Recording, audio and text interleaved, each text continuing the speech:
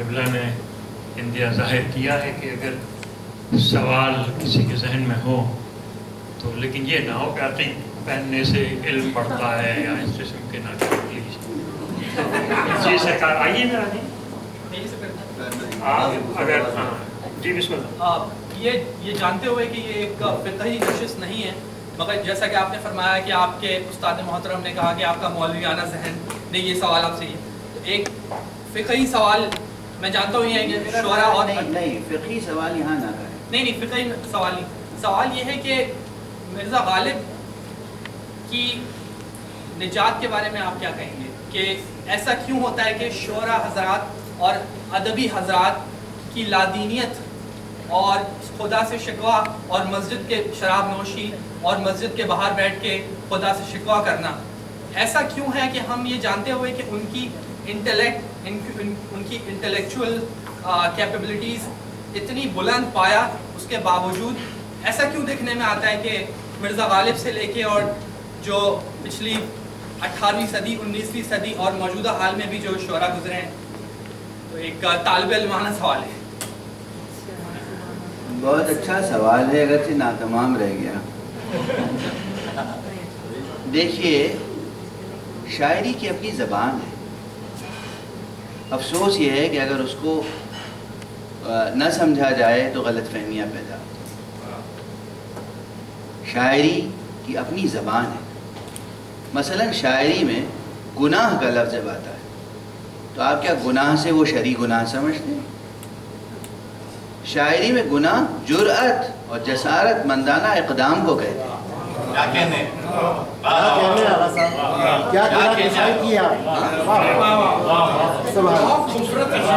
شاعری کی اپنی زبان ہے.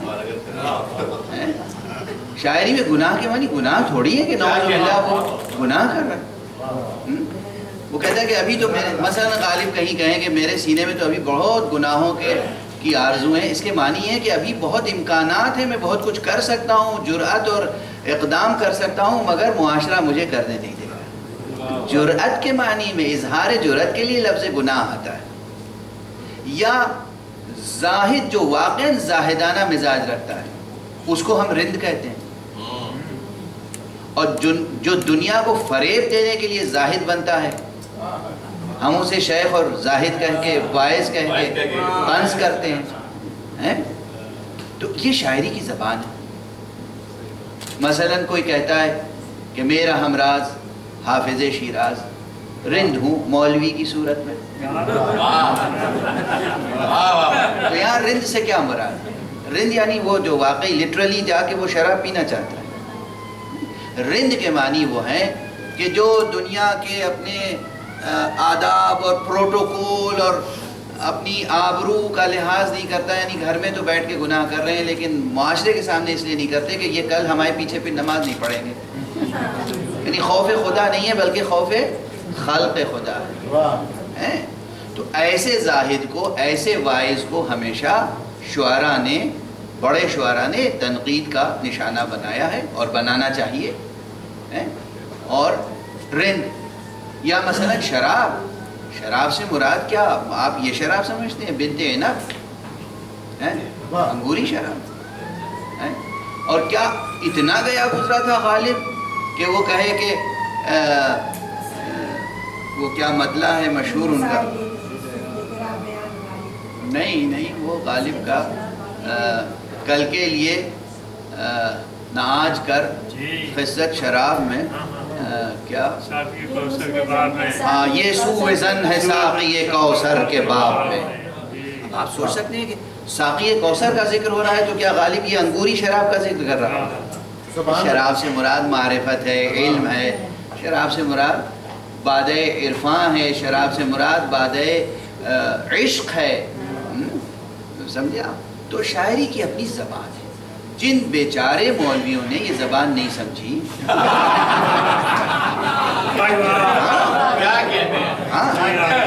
انہوں نے فتوے دینے شروع کر دیے. میر کافر ہیں، غالب کافر ہیں، یہ فاسق ہیں، یہ فاجر ہیں.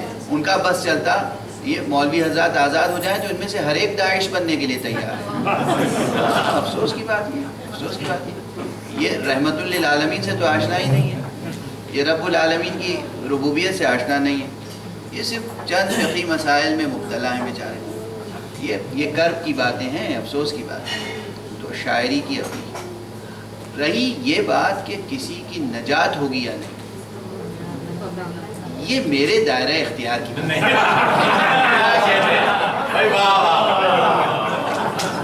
اگر اس سوال کا جواب کوئی دیتا ہے تو اپنے حد سے تجاوز کرتا ہے. یہ کام حق سبحانہ و تعالیٰ کا، مولا سبحانہ و تعالیٰ وہ مالک و مختار ہے، وہ کس کی کس ادا سے خوش ہو جائے اور کس کی کس ریاکاری سے ناخوش ہو جائے، کیا کہہ رہے ہیں؟ یہ الگ موضوع ہے. اجازت دیں کہ فرمائیں. میرے پاس ایک قلمی مینوسکرپٹ ہے غالب کا ہاتھ کا لکھا ہوا.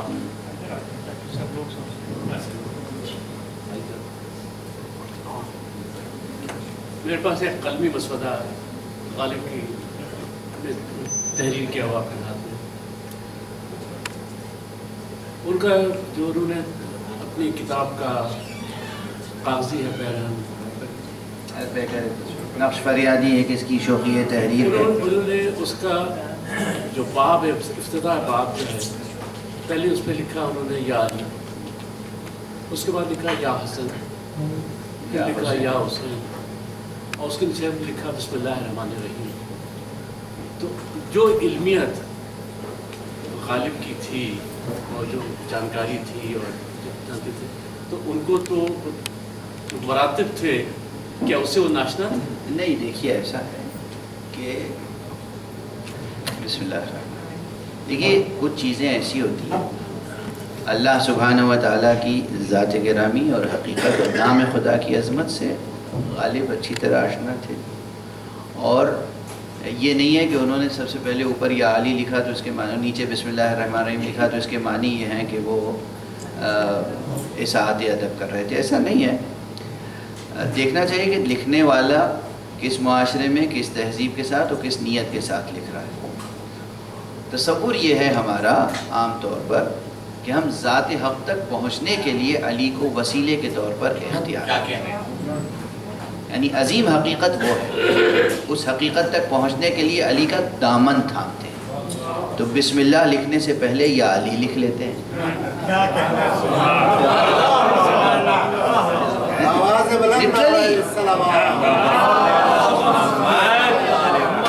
یہ غالب کی لیفٹ ہینڈڈ سپورٹ نہیں ہے، یہ مطلب یہ کہ یہ جو ہے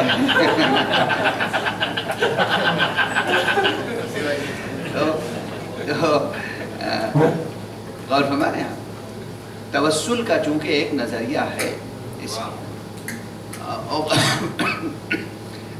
غالب کے متعلق یہ عرض کر دوں کہ ڈاکٹر زوئے انصاری ایک بہت مشہور ادیب تھے اور خود کمیونسٹ تھے، اور اس فقیر کو یہ اعزاز حاصل ہے کہ میرے ہاتھوں پہ دوبارہ وہ مشرف اسلام ہوئے تھے. یہ اسی فقیر کو اعزاز حاصل ہے. وہ ایک داستان ہے پوری. جب وہ مرنے سے پہلے انہوں نے لکھا ہے کہ جو کچھ میں نے لکھا ہے کمیونزم کے بارے میں اسے میں ڈس اون کرتا ہوں اور یہ اعلان کرتا ہوں کہ نجات کی راہ صرف اسلام ہے. تو یہ اس فقیر کی کئی برس کی ریاضت کا صلہ تھا، یہ خدا کا شکر. تو وہ انہوں نے خود اپنے ایک مضمون میں میرا ذکر بھی کیا ہے، وہ ایک الگ بحث ہے. زوئے انصاری نے غالب شناسی پر جو کام کیا ہے اس میں انہوں نے یہ لکھا کہ غالب وہ شاعر ہے جس نے بھارت کی، ہندوستان کی کرشن بھکتی کی سرزمین میں علی بھکتی کے بیج بوئے ہیں.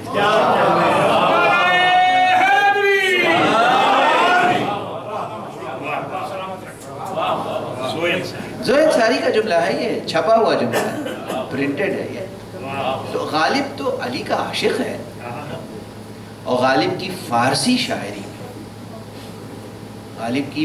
شاعری میں ان کے قصیدے اور قصیدے سے ہٹ کر ان کی ایک مثنوی ہے جسے وہ شاہکار سمجھتے تھے. بلا شبہ وہ شاہکار ہے. مثنوی ابر گوہر بار، مثنوی اپنے ابر گوہر بار میں انہوں نے جو حمد لکھی ہے، جو نعت لکھی ہے، جو پیغمبر صلی اللہ علیہ وآلہ وسلم کے بارے میں لکھا، اور جو مولا علی کی مدح لکھی ہے، وہ ایک شاہکار ہے۔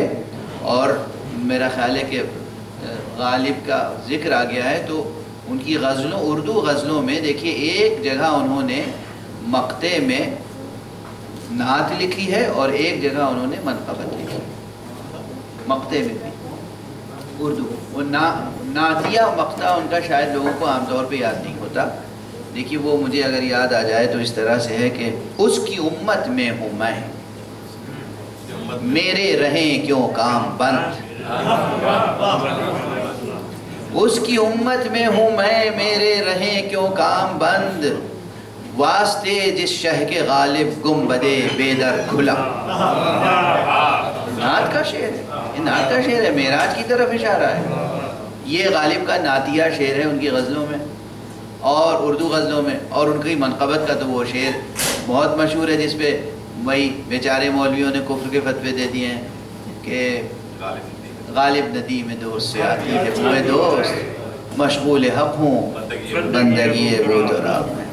اور جہاں امام حسین کا معاملہ ہے تو غالب کی واقعاً فارسی شاعری میں جیسا درد انگیز اور رقت خیز نوحہ اور مرثیہ ملتا ہے وہ بھی بے نظیر ہے۔ اور اردو میں بھی انہوں نے غزلوں میں جو ان کے ہاں کیفیت ہے وہ کہیں کہیں معلوم ہوتا ہے کہ تذکرہ کیے بغیر، نام لیے بغیر گویا وہ کربلا بیان کرتے ہیں۔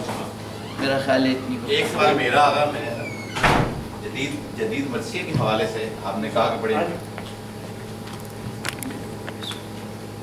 جدید مرثیہ کے حوالے سے آپ نے کہا کہ ظاہر ہے کہ آج کا جدید مرثیہ نگار انیس اور دبیر بننے کو تیار ہے، تو اس نے ایک نئی راہ جو نکالی ہے کہ اس نے جو فلسفیانہ موضوعات تھے جو کربلا کے حوالے سے نفسیاتی مسئلوں کو اپنا موضوع بنا کر اور پھر مرثیہ تحریر شروع اور جو آج کل ہو رہے ہیں، کیا آپ کے خیال میں کہ یہ صحیح رستہ ہے جدید مرثیہ؟ بالکل صحیح راستہ ہے۔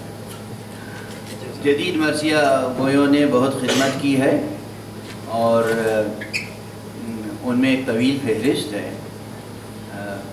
جوش مکمل مرثیہ نگار شاعر نہیں ہے، جوش کا مرثیہ مکمل مرثیہ، جوش کے یہاں ہمیں مکمل مرثیہ نہیں ملتا، جوش کے یہاں بہت اچھے بند بھی ہیں اور بہت کمزور بند بھی ہیں، اور مرثیت ان کے یہاں جس طرح ہونی چاہیے نہیں ہے۔ لیکن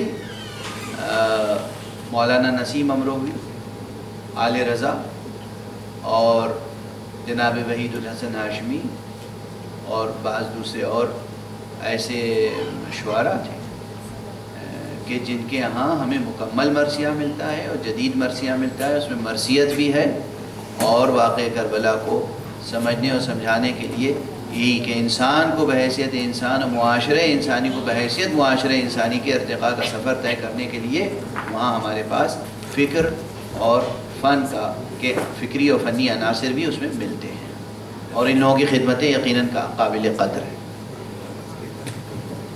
ایک بار پھر آپ سب حضرات کا خواتین کا شکریہ اور ماشاءاللہ بہت سیر حاصل گفتگو، جزاک اللہ، قبلہ کی صحت و عافیت و سلامتی کے لیے سلوات۔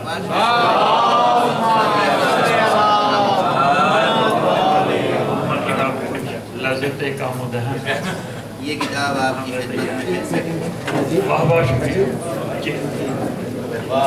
اچھا، یہ قبلہ کو ویلکم کرنے کے لیے ایک خواتین حضرات، ہم چاہیں گے کہ آپ سب یہاں اسٹیج پہ آ جائیں قبلہ کے ارد گرد، ایک ان کو ویلکم کرنے کے لیے کیک کٹنگ سیریمنی ہے، ہم چاہیں گے آپ سب شریک ہوں۔ آئیے آپ لوگ۔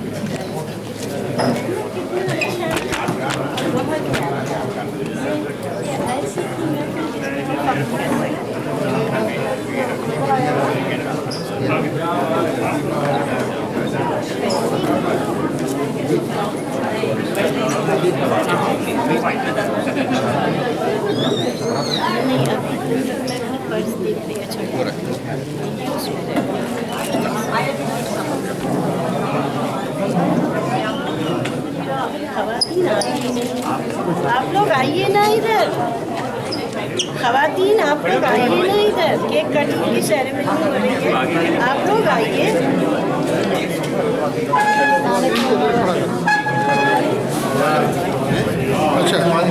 अच्छा ठीक है, क्या रहेगा? रिकॉर्ड कैसे करना?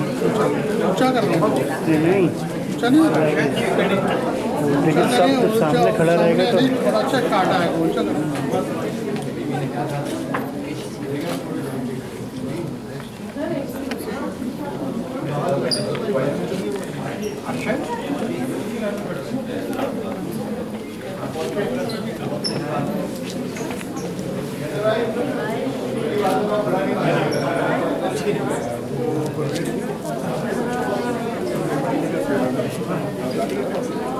बेटा ये इधर उधर कोई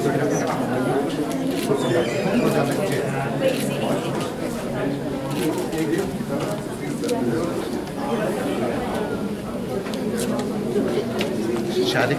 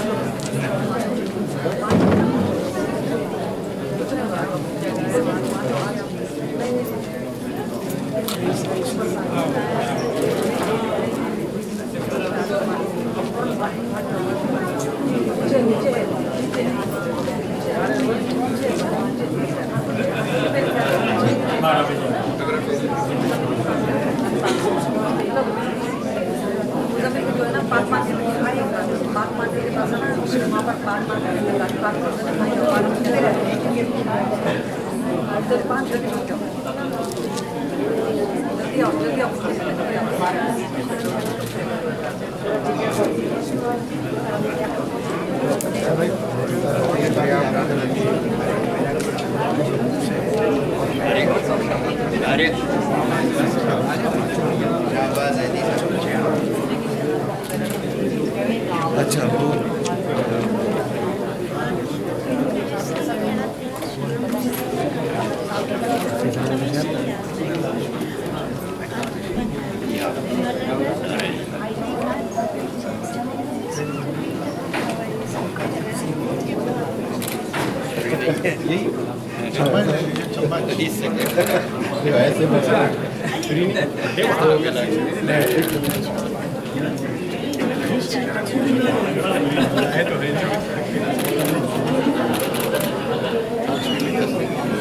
मेरा ख्याल है कि इससे अंजाम नहीं पाए। असल चीज़ जल्दी चावल भी बड़े कहमत से काटना है ताकि तस्वीर आए।